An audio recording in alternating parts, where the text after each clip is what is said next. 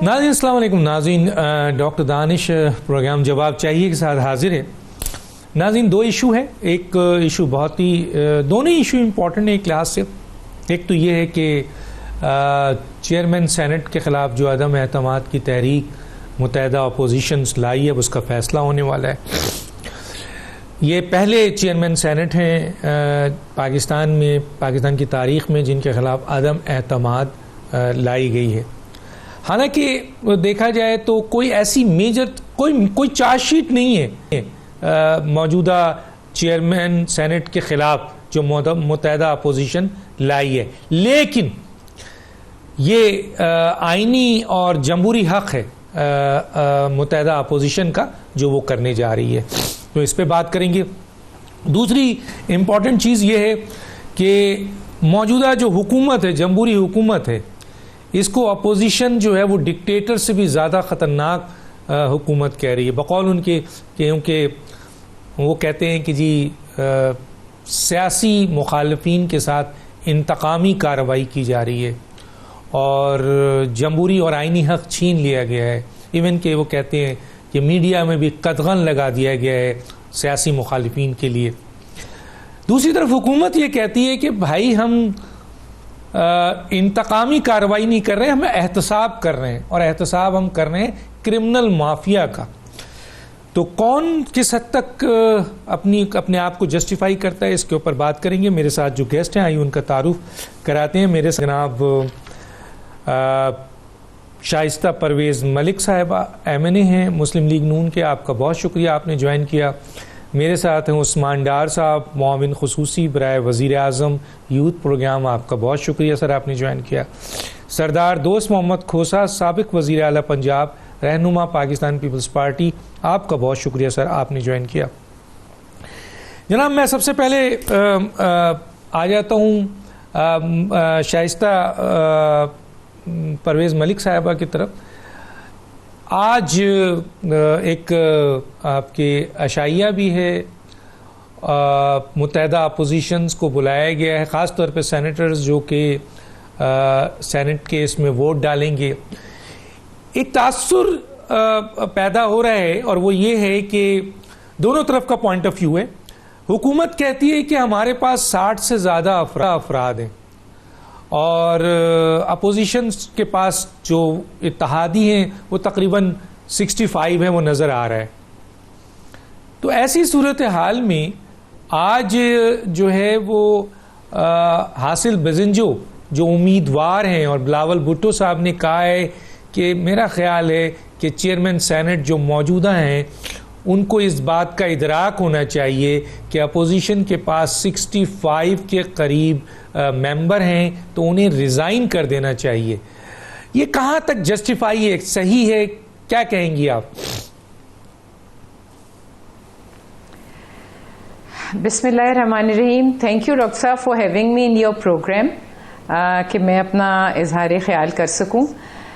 देखिए, जैसे आपने अपने इंट्रो में कहा कि ये हमारा एक कॉन्स्टिट्यूशनल और डेमोक्रेटिक राइट है अपोजिशन का कि वो अगर अपनी मेजॉरिटी देखते हुए अगर हम अपना कैंडिडेट चाहते हैं तो उस ला सकते हैं।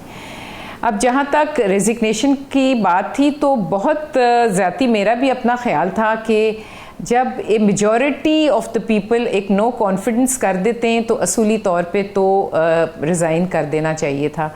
लेकिन इस मुल्क में कभी किसी ने किसी भी पोजीशन से रिज़ाइन तो किया ही नहीं है, तो इसलिए कल एक मुकाबला है। लेकिन जहाँ तक आप नंबर गेम की बात करें डॉक्टर साहब, तो नंबर गेम तो अपोजिशन के पास पूरे हैं। लेकिन अब अगर नंबर गेम ख़राब होती है तो मैं आपको बता दूं कि मुझे ज़ाती तौर पे ना भरोसा है इस हुकूमत पे और ना मुझे कोई अच्छे की उम्मीद है, क्योंकि अब तक जो कुछ हुआ है और जो कुछ हो रहा है उसमें ना कोई इंसाफ है, ना कोई असूल है, ना कुछ भी तो नहीं है। तो इसलिए अगर मैंने आपको जैसा कहा कि अगर नंबर ख़राब होते हैं तो इसका मतलब है कि फिर बहुत कुछ हो गया है, और फिर मैं आपसे क्या कह सकती हूँ, फिर वही मेरी बात पे मोहर लग जाएगी कि हम जो कहते हैं कि इस ये सिलेक्टेड हुकूमत है और ये जिस तरह सिलेक्शन से आई है उसी तरह आगे भी काम सिलेक्शन से हो रहा है, क्योंकि हम कल की बाजी जीते हुए हैं। तो ये एक सवाल यहाँ ज़रूर बनता है जो मैं आपसे करना चाहता हूँ, और वो ये है कि माजी में भी देखा है हॉर्स ट्रेडिंग हुई है और होती रही है, लेकिन क्या आप समझती हैं कि इस दफ़ा हॉर्स ट्रेडिंग में पैसा चलेगा, और दूसरा पैसे के साथ क्या कोई ताकत इस्तेमाल होगी, और तीसरा ये कि क्या आपको अपने उन मेंबर्स पर एतमाद नहीं है? आप समझती हैं कि वो 15 मेंबर चाहिए मैडम, 15, कोई 2, 3, 1 मेंबर नहीं चाहिए, तो क्या आपको कहीं ये अनएतबारी है? जी जी जी, बिल्कुल नहीं डॉक्टर साहब, मुझे वैसे उम्मीद तो किसी भी पार्टी से नहीं है कि कोई ऐसा करेगा, क्योंकि देखें बार बार मैं सुन रही हूँ कि ज़मीर की आवाज़, मतलब हुकूमत कह रही है जी ज़मीर की आवाज़ पे वोट दें मेंबर्स, तो मेरा ख्याल है उनके ज़मीर की आवाज़ यही होगी कि जिस पार्टी ने उन्हें सेनेट तक पहुँचाया और जिस पार्टी के साथ वो वाबस्ता हैं, उस पार्टी के साथ वाबस्तगी और अपनी लॉयल्टी को शो करना ही ज़मीर की आवाज़ होगी। ठीक है, मैं उस्मान डार साहब आपकी तरफ आता हूँ। ठीक है उस्मान डार साहब, 104 के इस जो ऐवान है उसमें आपके पास 38 मेंबर हैं सर इत्तेहाद के पास, लेकिन सर आप मुकाबले पे खड़े हैं और कह भी रहे हैं जीत रहे हैं, तो सर ये कैसे जीतेंगे? डेफिनेटली आप अपोजिशन के अराकीन को अपने साथ मिलाएंगे, तो अपोजिशन के अराकीन को जब अपने साथ अगर आप मिलाएंगे एक ही सूरत में आप जीत सकते हैं। तो फिर इसमें सर 63A आइन के आर्टिकल की खिलाफ वर्जी होगी, इसमें जैसे कहा गया है कि जो हॉर्स ट्रेडिंग होगी, हॉर्स ट्रेडिंग में एक कॉन्सेप्ट तो होता है कि जी पैसा दिया जाता है, और दूसरा आज इन्होंने मैडम ने वाज़ेह तौर पे किया है कि जी जाहिर है कि सिलेक्टेड हुकूमत हुई है, सिलेक्टेड वज़ीर आज़म है, तो यहाँ पर पावर का इस्तेमाल होगा जो लेके आए हैं। क्या कहेंगे? देखिए डॉक्टर साहब, मैं आपको और कौम को यकीन दिलाता हूँ किसी सतह पे भी हमारी हुकूमत हॉर्स ट्रेडिंग नहीं करेगी। हम छांगा मांगा कल्चर के ख़िलाफ़ हैं। ये जो इन्होंने मुतारफ़ करवाया छांगा मांगा के ये बानी हैं PMLN वाले, हॉर्स ट्रेडिंग की बदतरीन मिसालें माजी में 90 की दहाई में देख लें मौजूद हैं। मैं सिर्फ बात करना चाह रहा हूँ, ये बार बार ज़मीर की आवाज़ की बात कर रहे हैं। देखें बजेंजो साहब की काश आप वो तकारीर, वो बयानियाँ जो रियासत मुखालफ बयानियाँ हैं वो कौम को सुनाते, प्रो अफ़गानिस्तान जो वो बात करते रहे हैं, प्रो इंडिया बात करते रहे हैं। तो इन्होंने जो सिलेक्शन भी की है सेनेट के चेयरमैन के लिए, एक ऐसे शख्स की है जिसका रियासत मुखालफ बयानियाँ रहा है माजी में। संजरानी साहब का कसूर क्या है? आप प्रोग्राम के शुरू में कह रहे थे कि ऐसा कोई चार्जशीट भी नहीं है, तो चार्जशीट क्या बनाते कि संजरानी एक मुहिब वतन आदमी है, सेनेट को उन्होंने बड़े ज़बरदस्त तरीके से चलाया है, तो कोई ऐसा वजह नहीं थी उनको हटाने की। और यही हम समझते हैं कि अपोजिशन के बहुत से सेनेट के जो अरकान हैं, सेनेटर्स हैं, एक बात में बताइएगा प्लीज़, तो वो उनका ज़मीर इंशाल्लाह ताला आप देखेंगे जागा हुआ है, और वो लोग जो इनकी करप्ट लीडरशिप है, अपने करप्शन मनी लॉन्ड्रिंग के मुकदमात में NRO ना मिलने का जो गुस्सा है वो सेनेट पे निकालना चाहती है। तो इसलिए सेनेट के इस्तेकाक के लिए कि सेनेट का इस्तेकाक मजरू ना हो, इनके बहुत सारे सेनेटर्स हम समझते हैं कि वो अपनी लीडरशिप के ख़िलाफ़ जा सकते हैं। और दूसरी तरफ अगर देखें नंबर गेम है, इनके पास नंबर्स हैं, ये भी जीत सकते हैं। एंड ऑफ द डे जो असल बात है वो यही है कि ये एक ब्लैकमेलिंग कह सकते हैं आप। और बिलावल भुट्टो जरदारी साहब इसी संजरानी साहब को जिताने के बाद कह रहे थे कि हमने ज़ियाउल हक के बेटे को शिकस्त दे दी है, और आज बिलावल भुट्टो पूरी कौम देख रही है उसी ज़ियाउल हक के बेटे के साथ मिलकर संजरानी साहब को शिकस्त देना चाह रहे हैं। इनका दोहरा म्यार आज कौम के सामने आ रहा है। जरदारी साहब क्या कहते थे कि मैंने नवाज शरीफ का साथ दिया तो मुझे अल्लाह माफ़ नहीं करेगा, दूसरी तरफ यही शहबाज शरीफ साहब कहते थे पेड़ फाड़ दूंगा, लाड़काना और लाहौर की सड़कों पे घसीटूंगा। और आज कौम देख रही है कि अपनी करप्शन बचाने के लिए ये सेनेट के चेयरमैन को हटाना चाह रहे हैं, और जो माजी में इनका एक दूसरे के दस्तों गिरेबान थे और जो बयानिया था वो सिर्फ एक सेल्फ इंटरेस्ट के लिए, ये कौमी वसी तर कौमी मफाद को ये लोग सामने नहीं रख रहे हैं। तो कल दूध का दूध पानी का पानी हो जाएगा।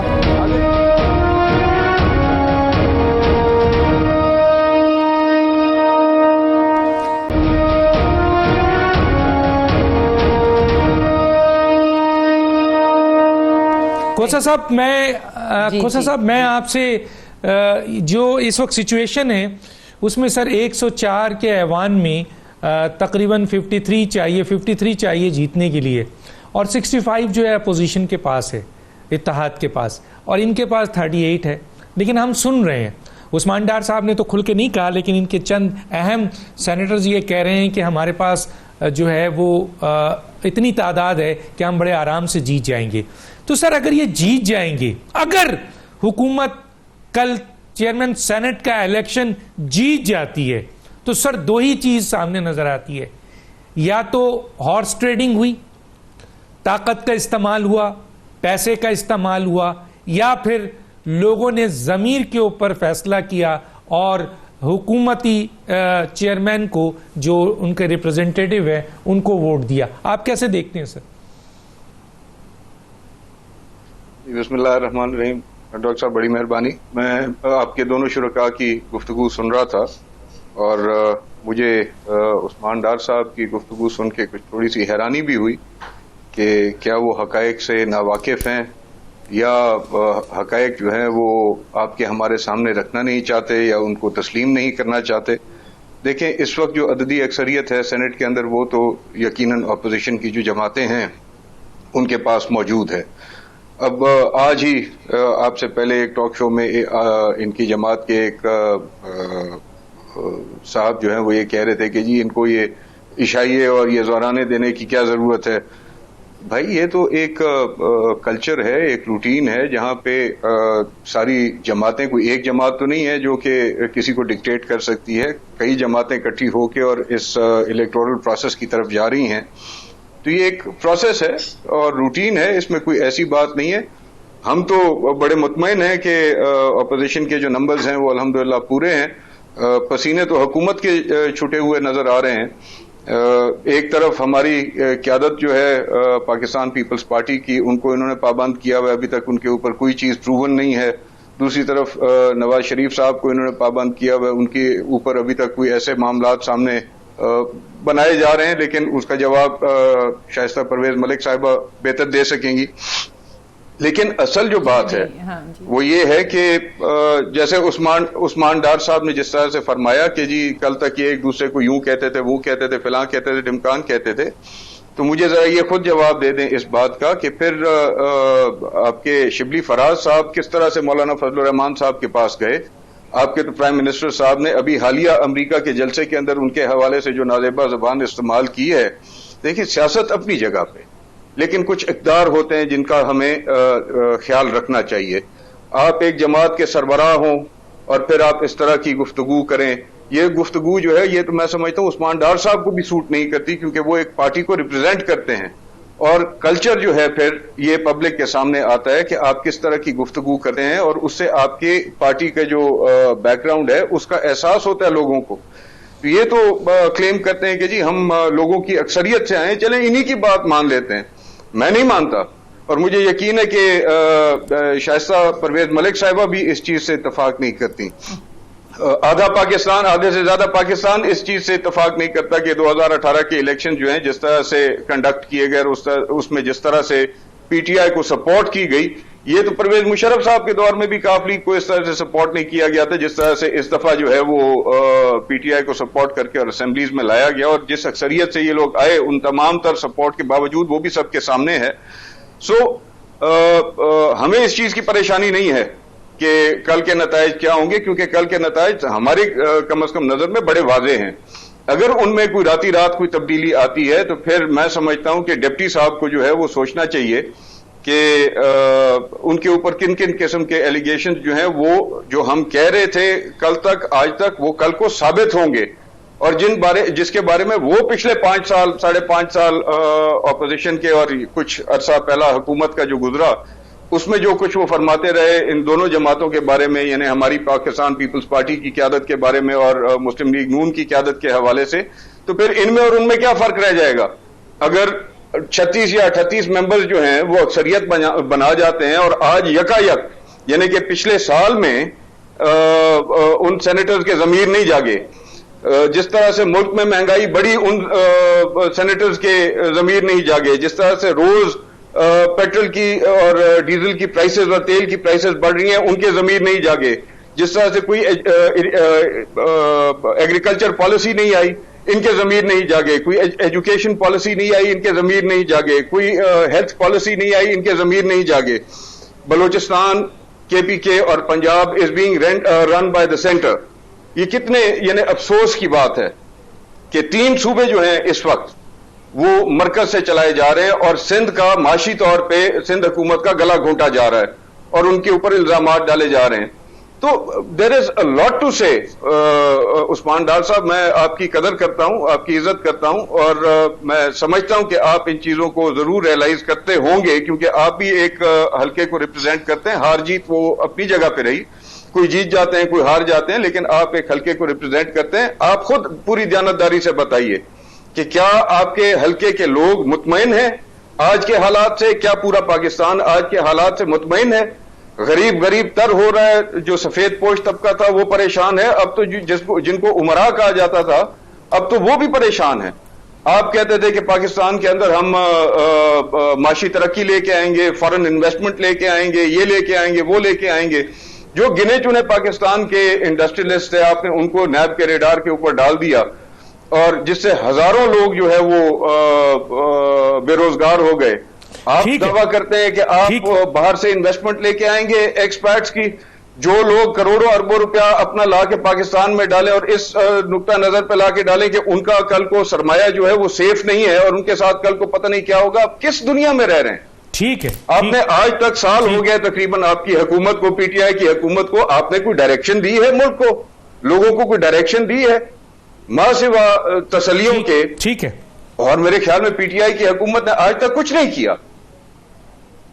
अब इन इलेक्शंस में सर बहुत कुछ कर दिया सर। आप तो खुर्शीद शाह के खिलाफ भी इंक्वायरी खोल दिए सर, बहुत कुछ दे दिया। आप कह रहे हैं कुछ नहीं दिया सर। मैं एक छोटे से ब्रेक पे जाऊंगा और ब्रेक के बाद जी मैं एक ब्रेक पे जाऊंगा, ब्रेक के बाद फिर आता हूं और फिर इस बहस को मैं आगे बढ़ाता हूं। एक छोटे से ब्रेक नाज़रीन, फिर वापस आते हैं।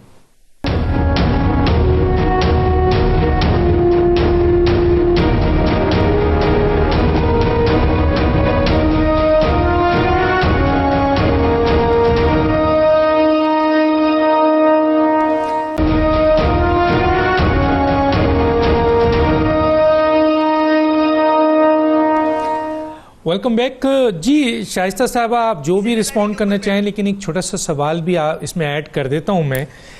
जैसे कि उन्होंने कहा कि जी चेयरमैन सेनेट के खिलाफ कोई चार्जशीट नहीं है और बग़ैर किसी वजह के अगर चेयरमैन सेनेट को हटाया जाता है तो हुकूमती काफ़ी अरकान का ये कहना है कि इससे जमहूरियत को नुकसान पहुँचेगा और ये रीत अच्छी रीत नहीं पड़ने जा रही है।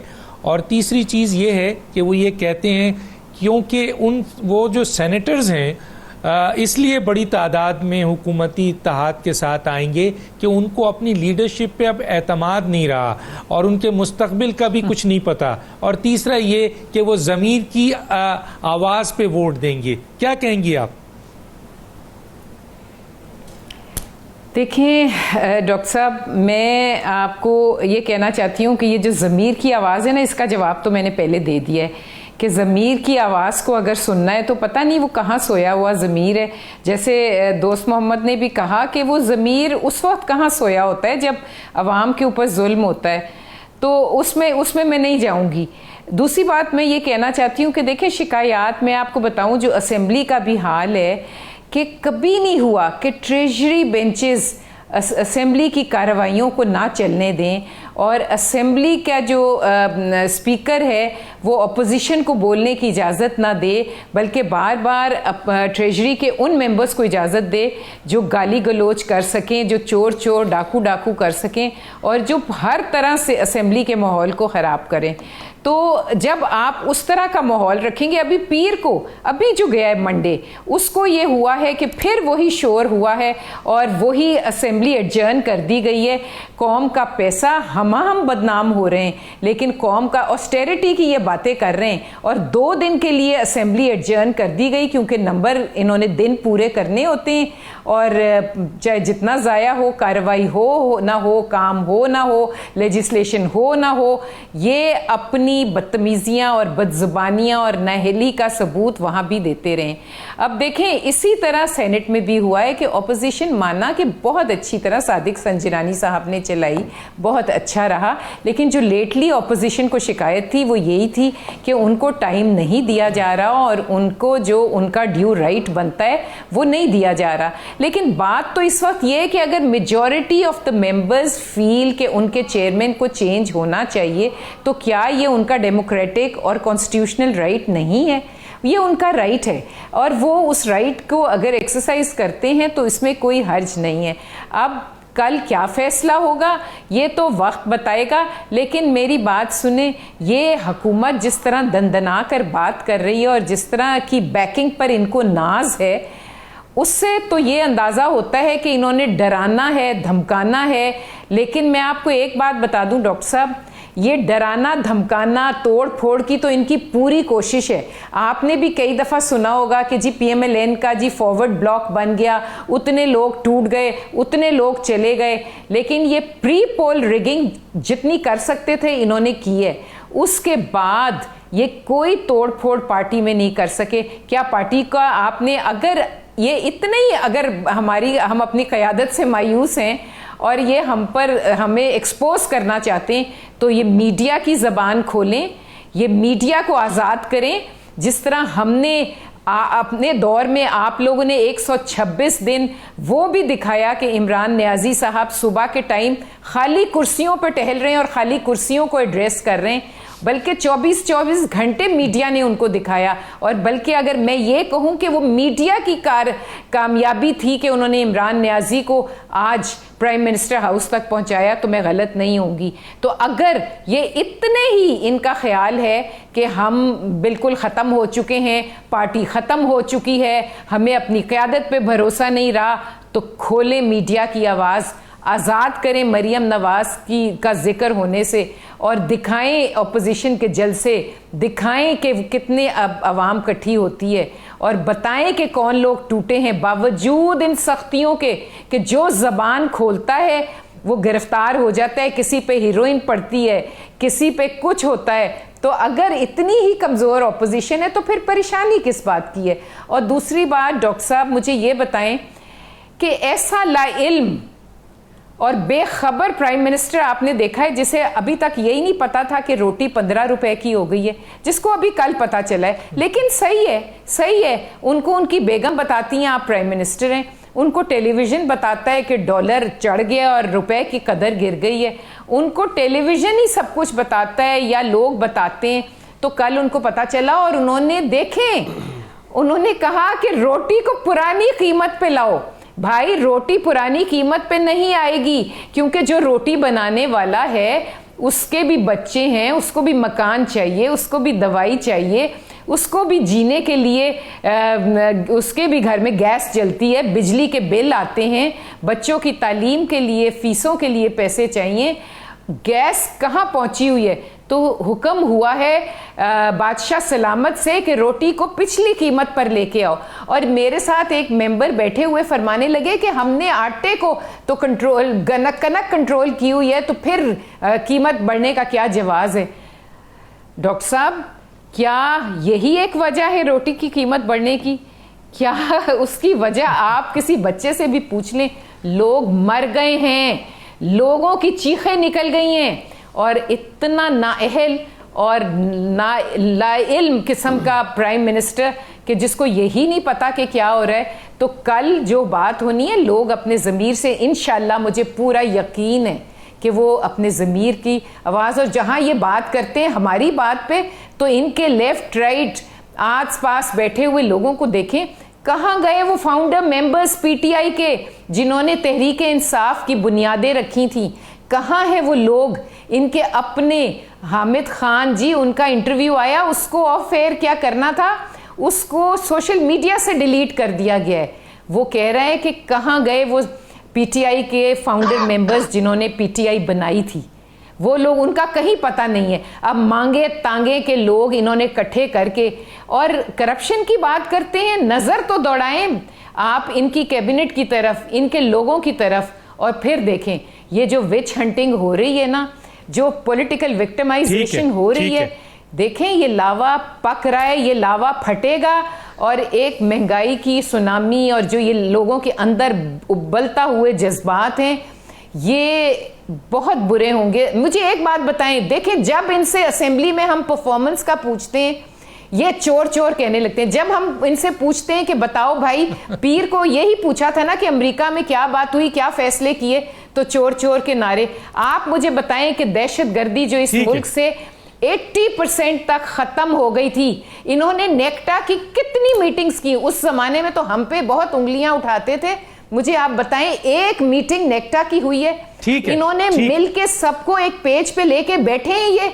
इन्होंने मुझे एक अपनी अचीवमेंट बता दें कि क्या डिलीवर किया है, एक चीज में बता दें ये बेहतरी लाए हों।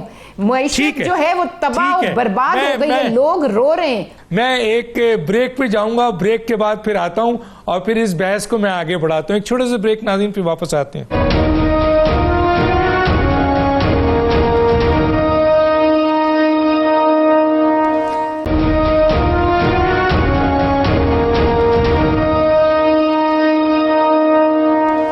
उस्मान डार साहब, जो बातें आप जवाब देना चाहें दें, लेकिन एक सवाल थोड़ा सा छोटा सा जरूर ऐड करूंगा। कहते हैं सर बदतरीन जमहूरियत भी डिक्टेटर से अच्छी होती है, लेकिन सर आपने क्या ऐसा माहौल बना दिया है कि आज अयाज सादिक के कहने पे मजबूर हो गए कि इस मौजूदा हुकूमत को देखकर, इमरान खान को देखकर हमें परवेज मुशर्रफ साहब अच्छे लगने लगे? क्या कहेंगे सर? डॉक्टर साहब, मैं आपके सवाल का जवाब बाद में दूंगा। शाइस्ता साहब ने काफ़ी लंबी चौड़ी चार्जशीट जो है ना गवर्नमेंट पे इन्होंने लगाई है, तो मैं हैरान होता हूँ इन दोनों जमातों पे। बड़ी फ़िक्र है पाकिस्तानियों की भूख की, इन्हें बड़ी फ़िक्र है महंगाई हो गई है मुल्क में। कभी इन्होंने अखलाकी जुर्रत का मुजाहरा किया अपनी लीडरशिप से पूछने का? जो असल जिम्मेदार है, जो मुआशी दहशतगर्दी उन्होंने इस मुल्क में की, उस वजह से आज पाकिस्तानी कौम महंगाई का बोझ उठा रही है। वो क्या है? हसन और हुसैन 900 करोड़ रुपए के घर में रहते हैं वन हाइट पार्क में। डॉक्टर साहब, कभी इन्होंने पूछा वो पैसा कहां से आया है? कभी इन्होंने मियां नवाज शरीफ से पूछा, जो कहते थे जी हजूर ये है वो जराए फ्लोर ऑफ द हाउस, आपका प्राइम मिनिस्टर झूठ बोलता है इस मुल्क में, आज तक कौम के सामने वो जराए नहीं आए। इन्होंने पूछा उनसे? इन्होंने पूछा शहबाज शरीफ साहब की जो टीटियां पकड़ी गई हैं, मुश्ताक चीनी वाला, मंजूर पापड़ वाला, अरबों रुपए इस कौम के वो खा गए? कभी इन्होंने पूछा कि पाकिस्तानी कौम भूखी मार रही है, महंगाई है इस मुल्क में? कभी पीपल्स पार्टी के ये जो बैठे हैं नुमाइंदे, इन्होंने पूछा सवाल इज़्ज़तदारी से ओमनी ग्रुप और अनवर मजीद जैसे फ्रंटमैन कौन है, फलूदे वाले और कुल्फी वाले और मुर्दे के अकाउंट से अरबों रुपए निकल रहे हैं? अयान अली और बिलावल का एक ही अकाउंट ऑपरेट होता रहा इस मुल्क में। मैं नहीं कह रहा हूं, इन्हीं के ex interior minister Chaudhry Nisar Ali Khan साहब कह रहे हैं, हम इल्जाम नहीं लगा रहे हैं।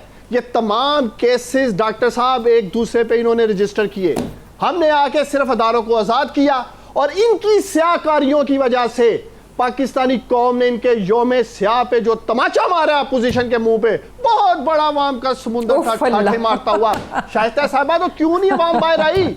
अगर वो महंगाई की वजह से परेशान आपने दिखाने क्यों नहीं दिया? मीडिया को ब्लैकआउट क्यों किया? फिर क्यों नहीं बाहर आए वो? आप लोग मीडिया का ब्लैकआउट क्यों किया जी? दिखा रहा था मीडिया, आप सोशल मीडिया पे दिखा सकते हैं। आप लोग दिखा रहा था, उतने लोग नहीं इकट्ठे कर सके जो मेरे लीडर वजीर आजम इमरान खान ने कैपिटल वन अरीना में इकट्ठे कर दिए। डॉक्टर साहब, इनको तो शर्म आनी चाहिए कि इतने लोग भी ये लोग पाकिस्तान में इकट्ठे नहीं कर सकते जितने वाशिंगटन डीसी में इमरान खान ने इकट्ठे कर दिए। ये क्या बात करते हैं? सिलेक्टेड अल्लाह ताला की जात ने चुन लिया इमरान खान को पाकिस्तानियों के लिए। अल्लाह को रहम आ गया इस कौम पे, इस मुल्क पे। आप जैसे करप्ट लीडरों से जान छुड़ाने के लिए अल्लाह ताला ने सिलेक्ट कर लिया इमरान खान को, पाकिस्तानियों के दिलों में मोहब्बत डाल दी है। खौफ यही खाया जा रहा है डॉक्टर साहब, मुकमका नहीं हो रहा, एनआरओ नहीं मिल रहा है इनको, एनआरओ नहीं मिल रहा है। और जो बात आप कर रहे थे डिक्टेटरशिप की, डॉक्टर साहब, डिक्टेटरशिप के साथ तो ये रात के अंधेरे में मुआहदे करके 10-10 साल के बाहर जाते रहे हैं, आज तक इनका एहतसाब कहाँ हुआ है?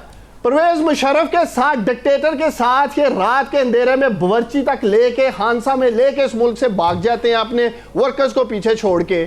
और ये क्या बात करते हैं जी डिक्टेटरशिप की। इसी तरह पीपल्स पार्टी ने एनआरओ किया मुशर्रफ के साथ मुल्क में आने के लिए। इनकी तारीख तो उठा के देखें। मैं तो समझता हूं कि मैं इनकी हिम्मत की दाद देता हूं इन दोनों मेहमानों की, कि किस तरह आकर ये लोग टॉक शोज में अपनी करप्ट लीडरशिप का दफा करते हैं। मैं तो ये हैरान हूं। इस पे बात करें कि जो लूट मार उन्होंने की इस मुल्क में, आज तक क्यों नहीं हिसाब दे सके, बताएं ना। इनके केसेस जो चल रहे हैं ये पीपल्स पार्टी के ऊपर, वो अरशद मलिक साहब की टेप की बात बताएं, पीपल्स पार्टी के दौर के हैं। किसकी पूछ रही? अरशद मलिक साहब की टेप की बात इंतहाई, मैं बता रहा हूं इनकी तो तारीख गवाह है। अरशद मलिक साहब की टेप की बात बताइए, क्या हुआ? टेलीफोन करते थे, वो छोड़ दीजिए, वो तो जो बात थी वो पिछली बातों पीछे देखना छोड़ दें। उस फोन कॉल की भी बात करने दें। मैं जज साहब पे भी आ रहा हूं। आप लोगों की तारीख उठा के देख ले, आपने हमेशा जजेस को ब्लैकमेल किया है। सुप्रीम कोर्ट पे आप लोगों ने हमला किया। बलोचिस्तान में ब्रीफ केस आप लोगों की लीडरशिप भेज दी जज चेयरमैन की वीडियो क्यों जारी की थी? मलक कयूम जस्टिस रिकॉर्ड का हिस्सा कि आप लोगों ने ब्लैकमेल की और सजाएं दिलवाते रहे। चेयरमैन की वीडियो क्यों जारी की थी? आपको बताएं कि एक जज के साथ आप लोग क्या कर रहे थे? क्यों जारी की? डॉक्टर साहब, नैब में इनका केस चल रहा है। नैब देखे नैब में केस चल रहा है और नैब के ही जज को घर बुलाकर राइवंड उनके साथ मुकमका करने की कोशिश कर रहे हैं। ये है इनका दौरा मेयार, वो बच्चा थे घर बुला का पैमाना। और यही वजह है कि ये लोग बुखलाहट का शिकार है। वजीर आजम इमरान खान की हुकूमत में इस माफिया को, इन गूंज को, जिस हालात का सामने माजी में मुकमका की वजह से वो हालात नहीं थे। चेयरमैन जिसकी आप बात कर रही हैं नैब की, उन्होंने क्या कहा था कि मुकमका के लिए प्रेशर डाल रहे हैं। वो भी बताएं कौम को, अगर वीडियो की ही हमने बात करनी है। और वीडियो लीक किसने की है? वो मोहतरमा जो वीडियो में आप दिखाई दे रही है उनके हस्बैंड की तरह। डॉक्टर साहब, कोट लखपत जेल में बंद है। और कोट लखपत जेल में कौन बंद है पूरी कौम जानती है, किस जमात का लीडर वहां बंद है। तो मैं समझता हूं ये सारी जो कंस्पिरेसी थी, साजिश थी, ये तो कोट लखपत जेल से चली है। नैब के चेयरमैन को तो आप लोग ब्लैकमेल करना चाहते हैं। आपकी तारीख पड़ी है सब जजेस को लेके, तमाम ये खसियानी बिल्ली खंबा नोचे। इनको क्या गर्मी खा रहे हैं, विक्टिमाइज हम हो रहे हैं, गर्मी ये खा रहे हैं। इनका क्या इश्यू है जी? इतनी गर्मी खा रहे हैं, मसला इनको क्या है? अगर ये सच पे है तो इतनी गर्मी क्यों खा रहे हैं जी? मैं तो सिंपल से सीधे सीधे सवाल कर रही हूँ कि अरशद मलिक की वीडियो का क्या हुआ? और नैब सामने रख रहा हूँ। आपने कभी नवाज शरीफ से पूछा कि सर आपने क्यों नहीं जराए बताए? आप बताएं, आपने नवाज शरीफ साहब से पूछा कि सर आपने क्यों नहीं मनी ट्रेल दी? आपने पूछा कि नहीं कौम जानना चाहती है शाइस्ता साहिबा? कभी पूछा आपने? मेरी बात कभी इन्होंने पूछा क्या यहाँ नबी और बुलावर का बात करने दें, आप इनको बात करने दें। जी दोस्त मोहम्मद साहब, मैं आपकी तरफ आता हूं। क्या कहते हैं आप? मेरे से सवाल पे इतने सारे सवाल आ गए। आपकी लीडरशिप के ऊपर, पीएमएन लीडरशिप के ऊपर उन्होंने बहुत ताबड़तोड़ हमले कर दिए, क्या कहेंगे? ताबड़तोड़ हमले क्या किए हैं डॉक्टर साहब? गुजारिश ये है कि शाइस्ता बीबी मेरी बड़ी बहनों की तरह है। मैं इनका दिल से इज्जत और कदर करता हूं, इनके खानदान की इज्जत और कदर करता हूं। गुजारिश ये है, चीखना तो हमें चाहिए, चिल्लाना तो हमें चाहिए, हाइपर तो हमें होना चाहिए। आपको बल्कि चाहिए कि आप हमें पानी, ठंडा पानी जो है वो पेश करें कि जी आप लोग जरा ठंडे हो जाएं कि आप लोगों के साथ ये जुल्म ज्यादतियां हो रही हैं। मैं तो हैरान हूं उस्मान डार साहब के ऊपर, ये किस चीज के ऊपर हाइपर हो रहे हैं? एक बड़े सियाणों की मिसाल है कि जिसके पास जवाब ना हो तो फिर उसका जो है वो रद्द अमल इसी तरह का होता है जिस तरह के ये लोग हमेशा साबित करते रहे। असेंबली हो, चाहे कोई पब्लिक फोरम हो, चाहे कोई मीडिया टॉक शो हो, जब इनके पास दलील नहीं होती तो ये चीखना चिल्लाना शुरू कर देते हैं। जरा हौसले से बात कर लें। जो बातें मैंने की या जो मेरी बड़ी बहन शाइस्ता बीबी ने बातें की, उनका जवाब हौसले से दे दें। इसमें झगड़ने वाली और लड़ने वाली और ऐसे हाइपर होने वाली कौन सी बात है? इनके हाइपर होने से क्या हम लोग चुप कर जाएंगे? इनके हाइपर होने से क्या हम लोग डर जाएंगे? जितने हाइपर इनके वजीर आजम साहब हुए हैं, अगर उनको उनकी हाइपरनेस को देखे तो फिर बाकी सारों को पाकिस्तान छोड़ के चला जाना चाहिए। जिनको ये चोर चोर कह रहे हैं, इनकी जमात के अंदर सारे हाजी जमा हुए हैं, उनके खिलाफ कोई कार्रवाई नहीं है, उनके ऊपर कोई एलिगेशन नहीं है। क्या जहांगीर तरीन साहब की सफाई ये दे सकते हैं? क्या अलीम खान साहब की सफाई ये दे सकते हैं? क्या खटक साहब की सफाई ये दे सकते हैं? मैं 36 और नाम इनकी जमात के गिन सकता हूं अफराद के, जिनके खिलाफ एलिगेशन हैं, कईयों के खिलाफ प्रूव्ड है, कईयों के खिलाफ केसेस खुले हुए हैं, कईयों के खिलाफ खुलने के लिए जा रहे हैं। ये क्या बात करते हैं? जिस तरह से शाइस्ता बीबी ने कहा, मांगे तांगे की हुकूमत है, इधर उधर से सारों को इकट्ठा करके एक हुकूमत बना दी गई इनके लिए, इनको उस हुकूमत का सरबराह बना दिया गया जिसको ये नहीं पता कि आज आटे दाल का भाव क्या है, उसको खबरों से पता लगता है। और कितने अफसोस की बात है कि प्राइम मिनिस्टर ऑफ पाकिस्तान 15 दिन हो गए, नॉन बाई एसोसिएशन के ऐलान के 15 से 20 दिन हो गए, उसके बाद वो फेडरल कैबिनेट की मीटिंग जो है वो कॉल कर रहे हैं और कह रहे हैं कि जी ये क्या हो रहा है, यानी इतनी गफलत। और फिर आप इल्जाम लगाते हैं ऑपोजिशन के ऊपर। यही ऑपोजिशन के अदवार के अंदर इनसे पूछे कि आटे और रोटी का रेट क्या था 2008 से लेकर और 2018 तक, पूछे इनसे कि आटे और रोटी का रेट क्या था, पूछे इनसे फ्यूल प्राइसेस क्या थी, पूछे इनसे बिजली की प्राइसेस क्या थी, पूछे इनसे गैस की प्राइसेस क्या थी। ये क्या बात करते हैं? इनसे पूछे बीज की और खाद की क्या प्राइस थी। सिर्फ चीखना चिल्लाना इन्हें आता है और किसी को नहीं आता, हाइपर होना इनको आता है और किसी को नहीं आता। इनके हाइपर होने से हम लोग चुप करके खुडों में घुस के बैठ जाएंगे। ये बात कर रहे थे कि जी यौम स्याह के ऊपर तमाचा मारा गया, ये पता लग जाएगा, ये तो सेनेट का इलेक्शन हो रहा है, आप 3-4 महीने जरा और इंतजार करें, ये सेनेट के इलेक्शन के बाद मामला पार्लियामेंट के अंदर आ रहे हैं, फिर वहां पे तब्दीलियां देखिएगा कि क्या क्या तब्दीलियां आती हैं और कैसी तब्दीलियां आती हैं। ये ऑपोजिशन के ऊपर इल्जाम लगाने, आप पाकिस्तान को लेके किस तरफ जा रहे हैं? आपको पता है इस चीज का? Main allegation on the chairman of senate is कि कल को इनकी हुकूमत ने अगर 18th अमेंडमेंट को रिपील करने की बिल जो है वो नेशनल असेंबली में पेश किया तो इनके अंदर वो जुर्रत और हिम्मत नहीं है कि वो उसके खिलाफ जो है वो स्टैंड ले सके।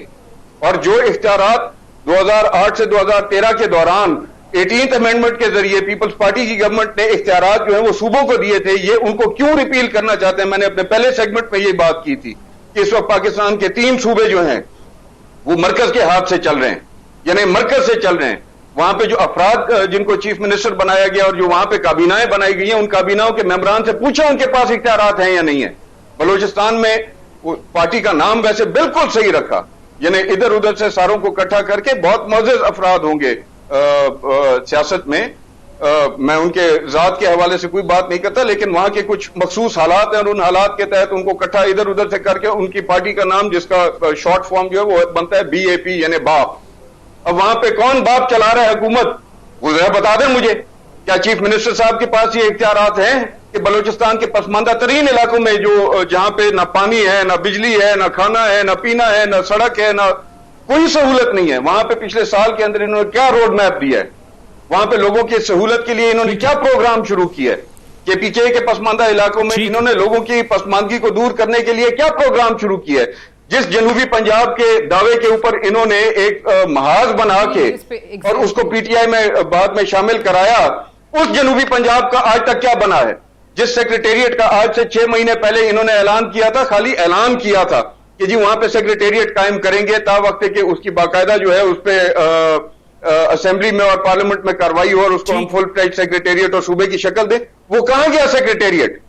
चीखना चिल्लाना जो है वो इतना कोई ऐसी बड़ी बात नहीं है, हाइपर होना कोई इतनी बड़ी बात नहीं है। हौसले से बात करें और हकायक में बात करें। ये इनके अपने MNA जो हमसे मिलते हैं, इनके अपने कॉलीग्स जो हमसे मिलते हैं डॉक्टर साहब, वो आज चीख पीट रहे हैं। आप 3-4 महीने जरा इंतजार करें, यही हालात अगर रह गए तो उनके जमीर जागेंगे और फिर देखिएगा कि वो क्या करते हैं। ठीक है, ठीक है। तमाम मेहमानों का शुक्रिया। वक्त खत्म हो जाता है। डॉक्टर दानिश को याद दीजिए। अल्लाह हाफिज।